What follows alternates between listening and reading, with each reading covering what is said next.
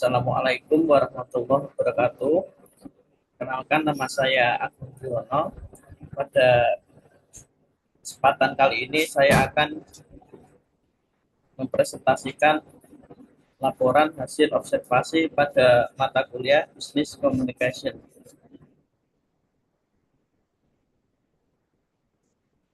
Untuk daftar isinya sebagai berikut: 1. Profil singkat perusahaan. 2. Struktur organisasi. 3. Gambaran pola komunikasi. 4. Hasil analisa. 5. Kesimpulan dan saran. 6. Lampiran. Untuk gambaran singkat perusahaan, Danisa Primatama merupakan perusahaan yang menyediakan jasa repair, service, maintenance, serta pengadaan spare part dan komponen untuk heavy equipment, truk industri, dan peralatan elektrikal. Produk yang disediakan meliputi engine parts, hydraulic parts, seal kit, electrical part, undercarriage, GET parts, gear parts, assembly parts, rubber parts, and fittings. Perusahaan juga melayani pekerjaan rebuild komponen utama seperti engine, hydraulic pump, swing motor, final drive, dan throttle valve. Salah satu bidang pelayanan utamanya adalah industri pertambangan melalui layanan maintenance, troubleshooting, rebuild unit, serta dukungan teknis untuk berbagai merek seperti Volvo, Caterpillar, Komatsu, Hitachi, Kobelco, dan JCB. Danisa Primatama memiliki visi menjadi perusahaan pengadaan barang dan jasa yang terpercaya, terus berkembang, serta memberikan pelayanan yang prima dengan dukungan tenaga ahli yang kompeten. Legalitas perusahaan tercatat pada 18 Agustus 2022 dan lokasi perusahaan berada di Kota Banjarbaru, Kalimantan Selatan. Untuk struktur organisasi sebagai berikut: ada brand head membawai aftermarket head, sales head, finance, accounting department. Untuk aftermarket head membawai aftermarket executive, part operation, service head. Untuk part operation head membawai aftermarket support dan kemudian warehouse. Sedangkan untuk service head membawai foreman, mekanik, apprentice. Sedangkan sales head membawai senior sales, dan junior sales. Untuk gambaran pola komunikasi yang diterapkan di PT Danisa yaitu sebagai berikut. Pola komunikasi dalam divisi service dan maintenance dapat digambarkan sebagai berikut.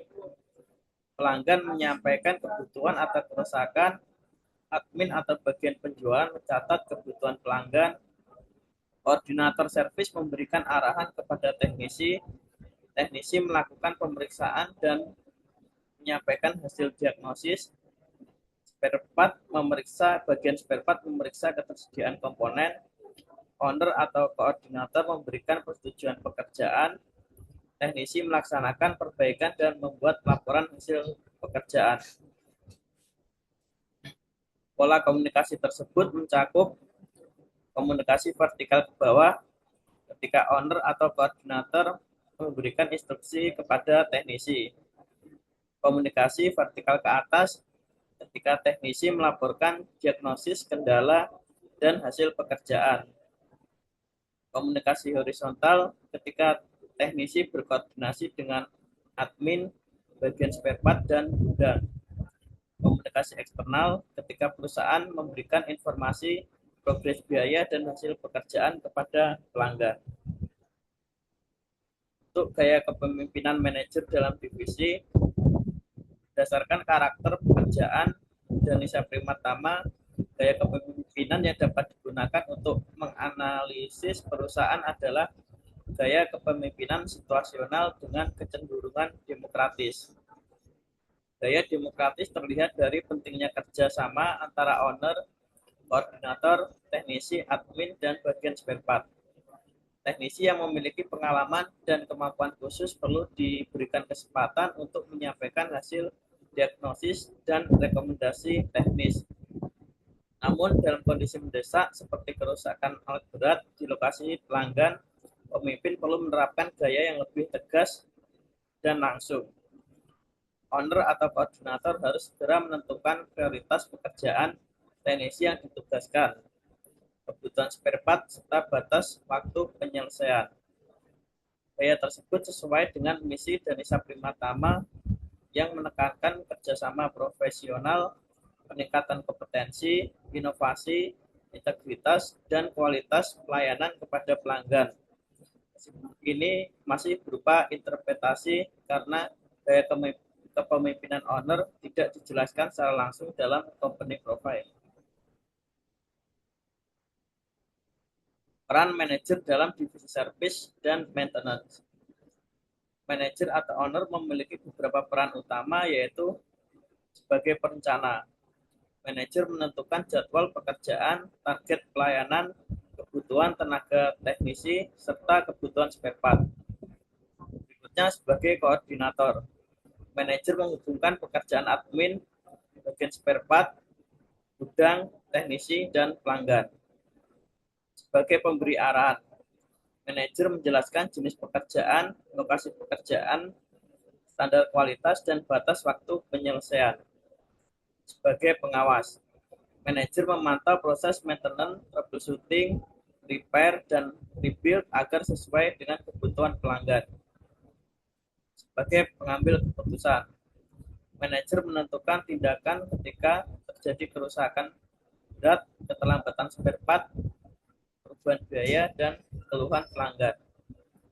Sebagai penghubung dengan pelanggan, manajer menyampaikan hasil diagnosis, estimasi biaya, perkembangan pekerjaan, dan hasil akhir pelayanan. Dalam perusahaan alat berat seperti sejenis, pimpinan bertugas mengintegrasikan seluruh kegiatan, sedangkan service head dan foreman bertanggung jawab mengatur jadwal, mengawasi mekanik, dan melaporkan hasil pekerjaan. Gaya kepemimpinan manajer dalam divisi. Berdasarkan karakter pekerjaan Danisa Primatama, gaya kepemimpinan yang dapat digunakan untuk menganalisis perusahaan adalah gaya kepemimpinan yang cenderung demokratis.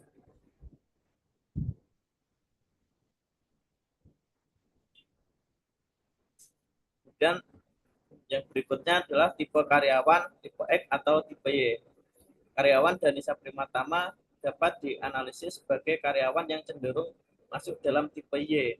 Alasannya, pekerjaan maintenance dan troubleshooting alat berat membutuhkan keahlian dan pengalaman teknis, kemampuan menganalisis kerusakan, inisiatif dalam mencari solusi, tanggung jawab terhadap kualitas hasil pekerjaan, kemampuan bekerja di lokasi pelanggan, kemampuan menyesuaikan diri dengan berbagai merek alat berat. Company profile menyebutkan bahwa perusahaan didukung oleh tenaga ahli yang kompeten dan berpengalaman. Hal tersebut menunjukkan bahwa karyawan tidak hanya menunggu instruksi, tetapi juga diharapkan mampu mengambil tanggung jawab dan memberikan solusi. Meskipun demikian, pengawasan tetap diperlukan karena pekerjaan alat berat berkaitan dengan keselamatan, biaya komponen yang tinggi, dan standar kualitas. Oleh karena itu, tipe karyawan dapat disimpulkan sebagai dominan tipe Y, tapi tetap membutuhkan kontrol dan SOP dalam pekerjaan tertentu. Dan untuk observasi keberhasilan pola komunikasi. Keberhasilan pola komunikasi dapat dilihat dari kemampuan perusahaan memberikan layanan maintenance, troubleshooting, dan rebuild untuk berbagai merek alat berat. Pelayanan tersebut membutuhkan koordinasi antara pelanggan, admin, teknisi, bagian spare part, gudang, dan pimpinan. Contoh alur keberhasilan adalah pelanggan melaporkan kerusakan alat, admin meneruskan informasi kepada koordinator servis, teknisi melakukan pemeriksaan dan diagnosis, teknisi menyampaikan spare part yang dibutuhkan, bagian spare part memeriksa dan menyiapkan komponen, owner menyetujui biaya dan pelaksanaan pekerjaan, teknisi menyelesaikan perbaikan. Hasil pekerjaan dilaporkan kepada pelanggan. Pola komunikasi tersebut dinilai berhasil apabila informasi kebutuhan pelanggan dapat diterjemahkan menjadi tindakan teknis yang tepat. Spare part tersedia sesuai kebutuhan, pekerjaan sesuai tepat waktu, dan pelanggan menerima laporan yang jelas. Pada proses penjualan spare part di PT Danisa, keberhasilan pekerjaan juga ditentukan oleh koordinasi salesman, admin, warehouse, finance, dan pihak terkait dari tahap customer order sampai penerbitan invoice serta faktur pajak. Hal tersebut dapat digunakan sebagai gambaran pentingnya komunikasi lintas bagian dalam bisnis Danisa Primatama. 8. Untuk kesimpulan, Danisa Primatama menjalankan bisnis yang sangat bergantung pada komunikasi dan koordinasi lintas bagian. Pola komunikasi yang efektif dibutuhkan agar informasi dari pelanggan dapat diterima dengan benar, diterjemahkan menjadi kebutuhan teknis, didukung oleh ketersediaan spare part, dan diselesaikan oleh teknisi sesuai standar. Sementara gaya kepemimpinan dapat dianalisis sebagai situasional demokratis, sedangkan karyawannya cenderung tipe Y karena dituntut memiliki keahlian, tanggung jawab, dan kemampuan memecahkan masalah. Struktur organisasi resmi, media komunikasi yang digunakan, serta contoh kejadian nyata tetap perlu dikonfirmasi kepada owner saat wawancara. Saran 1. Membuat struktur organisasi dan pembagian tugas secara tertulis agar setiap karyawan memahami tanggung jawab dan alur pelaporannya. 2. Mengadakan briefing sebelum pekerjaan dimulai, terutama untuk membahas keluhan pelanggan, hasil diagnosis, kebutuhan spare part, pembagian teknisi, dan target penyelesaian. 3. Menggunakan formulir atau block order tertulis yang memuat identitas pelanggan jenis unit, keluhan, hasil pemeriksaan spare part yang digunakan, biaya, serta hasil pekerjaan. Membuat grup komunikasi berdasarkan fungsi, misalnya grup operasional service dan grup administrasi, agar informasi tidak tercampur dan lebih mudah ditelusuri. Dan yang kelima, melakukan konfirmasi ulang terhadap instruksi penting, khususnya terkait jenis komponen, spesifikasi spare part, biaya, dan jadwal pengerjaan untuk mengurangi risiko miskomunikasi. 6. Melakukan evaluasi setelah pekerjaan selesai untuk membahas kendala teknis, keterlambatan spare part, keluhan pelanggan, dan perbaikan proses kerja berikutnya. Yang ketujuh, meningkatkan koordinasi antara owner, admin, bagian, spare part, teknisi, dan keuangan. Karena bisnis alat berat memerlukan komunikasi lintas bagian dari penerimaan pesanan hingga penyelesaian dan penagihan. Pada perusahaan sejenis, koordinasi antar fungsi menjadi unsur penting dalam kelancaran proses penjualan dan pelayanan spare part.